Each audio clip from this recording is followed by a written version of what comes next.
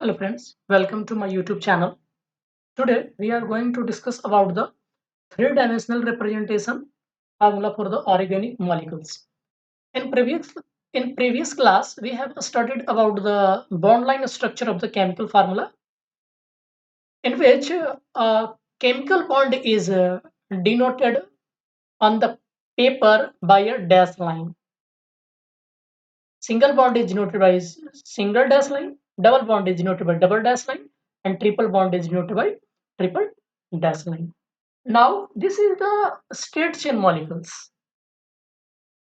अब मान लीजिए कि मॉलिक्यूल और कार्ब जो आपके ऑर्गेनिक मॉलिक्यूल्स होते हैं वो तो थ्री डायमेंशनल भी हो सकते हैं। तो थ्री डायमेंशनल हो सकते हैं तो उनको हम कैसे प्लेन पर दिखाएंगे, उनका स्ट्रक्चर कैसे लिखेंगे, ये उनके लिए है। तो थ्री डायमेंशनल मॉलिक्यूल्स के स्ट्रक्चर को लिखने के लिए एक नया तरीका निकाला गया जिसको हम वेज फार्मूला या उसको कहते हैं डैश्ड वेज फार्मूला। क्या कहते हैं दोस्तों उसको?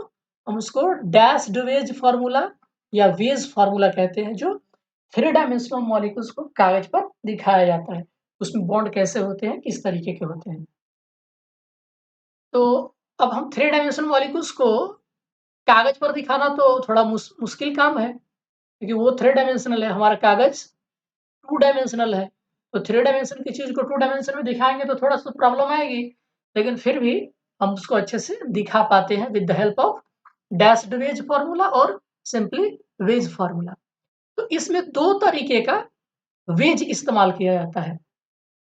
वेज मीन्स होता है दोस्तों इस तरीके की कोई चीज जो नुकीली हो और एक तरफ थोड़ा सा विड्थ हो, उसका कुछ चौड़ा हो, इसको वेज कहते हैं। इसी वेज का हम इस्तेमाल करते हैं थ्री डायमेंशनल फार्मूले को दिखाने के लिए। ठीक है ना दोस्तों? तो आइए देखते हैं कि तो इसमें दो तरीके के वेज आएंगे, एक आएगा सॉलिड वेज, एक आएगा डैश्ड वेज। मतलब कि एक में होगा सॉलिड, कोई उसमें ब्रेक नहीं होगा इस वेज में। आप इसको चाहे तो पेंट कर सकते हैं, तो करना ही पड़ेगा, जब भी आप कागज पे लिखेंगे उसको पेंट करना पड़ेगा। लेकिन दूसरा देखेंगे कि टूटा हुआ है वेज, इस तरीके का होता है, तो इसको कहते हैं हम डैश्ड वेज, इसको कहते हैं सॉलिड वेज। अब इन दोनों को किससे किससे दिखाया जाता है? तो कह रहा है कि हम सॉलिड वेज का इस्तेमाल कहाँ करते हैं? उस बॉन्ड को दिखाने के लिए करते हैं जो कि प्लेन के ऊपर प्रोजेक्ट होता है, projecting above the plane of the paper. अब मान लीजिए कि ये कोई कार्बन पेपर, ये मान लीजिए कोई प्लेन है, यहाँ पर कार्बन एटम है, तो जो बॉन्ड इस प्लेन के ऊपर बना है, कुछ बॉन्ड इस प्लेन पे होंगे, कुछ बॉन्ड इस प्लेन के ऊपर होंगे और कुछ बॉन्ड इस प्लेन के नीचे होंगे। तो जो बॉन्ड प्लेन के ऊपर होता है उसको हम सॉलिड वेज से दिखाते हैं। किसे दिखाते हैं दोस्तों? वो बॉन्ड जो प्लेन के ऊपर प्रोजेक्ट होता है उसको सॉलिड वेज से दिखाते हैं। तो a solid wedge is used to indicate a bond projecting the above plane of the paper. Bond projecting towards you, मतलब हमारी तरफ जो बॉन्ड है, ठीक है। और डैश्ड वेज उस बॉन्ड को दिखाया जाता है जो कि हमसे दूर होता है, bond below the plane and bond pointing away from us. तो हमसे तो दूर बॉन्ड यही वाला है, ये तो हमें दिखेगा। हमसे दूर कौन है? पीछे वाला। तो इनको दिखाने के लिए जो बिलो द पेपर है, बिलो द प्लेन है, वो बॉन्ड जो बिलो द प्लेन है उसको हम डैश्ड वेज से दिखाते हैं। ठीक है? तो इस तरीके का अगर कहीं लिखा हुआ हो, तो अगर सॉलिड वेज है तो वो बॉन्ड कहाँ होगा? Above the plane. एंड जो डैश्ड वेज से दिखाया गया होगा वो कहाँ होगा? Below the plane. राइट दोस्तों? ये हो गया। और दूसरे शब्दों में कहें कि ये होगा टुवार्ड्स द ऑब्जर्वर, मतलब जिधर से कोई देख रहा हो, टुवार्ड्स द ऑब्जर्वर। और ये below the plane, away from the observer.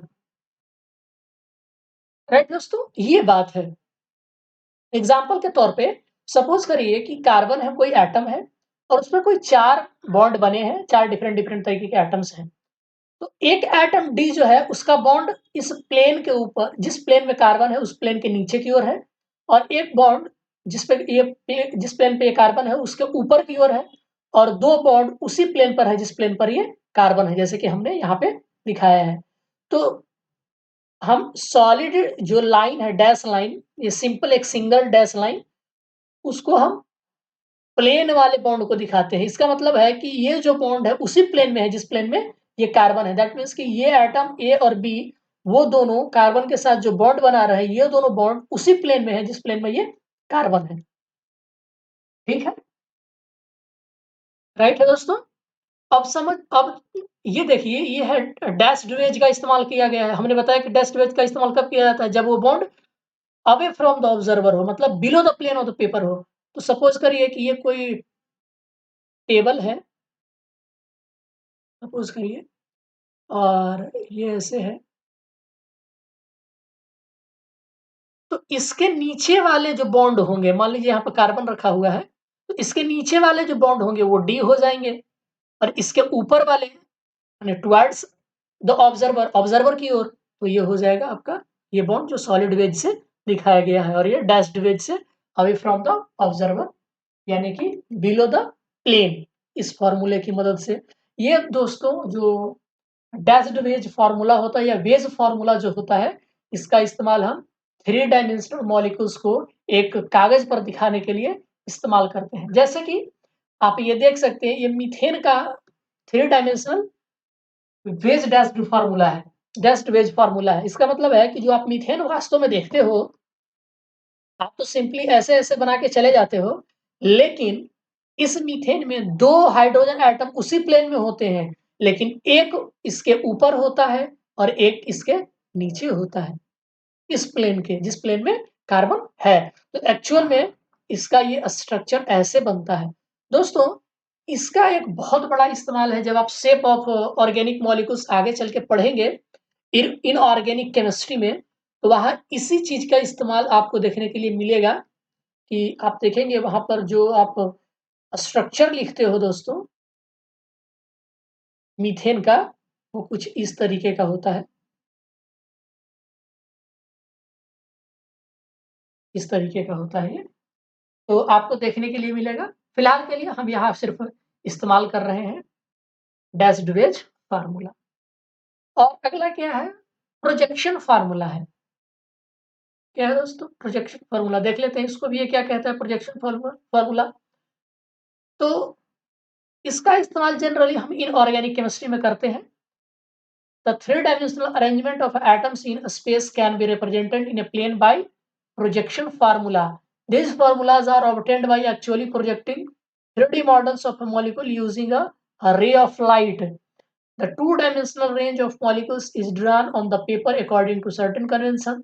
The projection of molecules can be obtained by orienting the molecules in different ways with respect to the plane of the paper. There are three different types of projection formula. पहला Fisher projection formula, फिर है Newman projection formula, और फिर है सॉहर्स projection formula. तो हम इस projection formula को अगले चैप्टर में पढ़ेंगे, क्योंकि इसमें कुछ चीजें इन्वॉल्व होंगी जिसे हम यहाँ पर नहीं पढ़ने वाले हैं। आप सिर्फ याद रखिए कि प्रोजेक्शन फार्मूला का इस्तेमाल हम ये हम पढ़ेंगे जब आप ऑप्टिकली एक्टिव कार्बन वगैरह आप जहाँ पढ़ते हैं, मतलब कि स्ट्रक्चर डिटरमाइन करने के लिए जब हम लाइट रे का इस्तेमाल करते हैं, तब वैसे स्ट्रक्चर को प्रोजेक्शन फार्मूला कहते हैं। और इसमें तीन तरीके के प्रोजेक्शन फार्मूले आते हैं, फिशर, न्यूमान और साहर्स प्रोजेक्शन फार्मूला। ठीक है।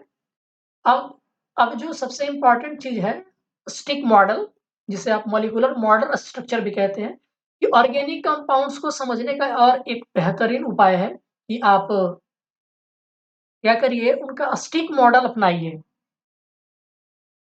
दोस्तों, उसका स्टिक मॉडल अपनाइए। तो आप देख सकते हैं, इस चीज को हम अगले वीडियो में कवर करेंगे। आज के लिए बस इतना ही, मिलते हैं नेक्स्ट वीडियो में, तब तक के लिए धन्यवाद।